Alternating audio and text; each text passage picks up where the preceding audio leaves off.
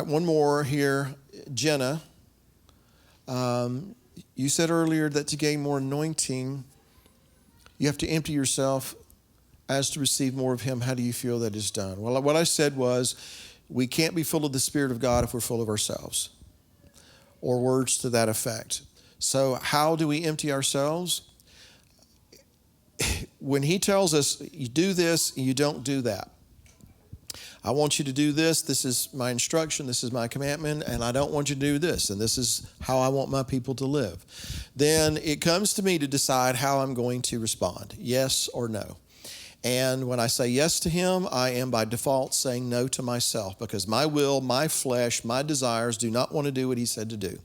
My flesh wants to do what it wants to do, and it wants to run contrary to his instructions. So how do I empty myself? I say yes to him. He says do this, I say yes.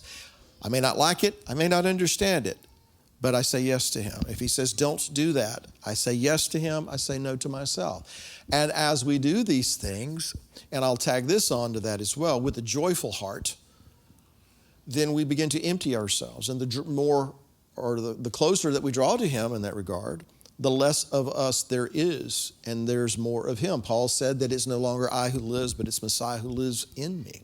So as far as the nuts and bolts in day-to-day life, how do you do that?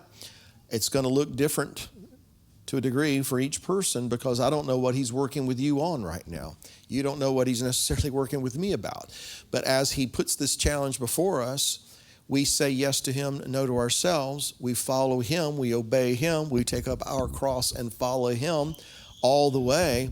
I believe that is what it is, emptying ourselves, getting rid of ourselves, crucifying our flesh, so that it's his Spirit dwelling in us. So I believe that's the approach to take.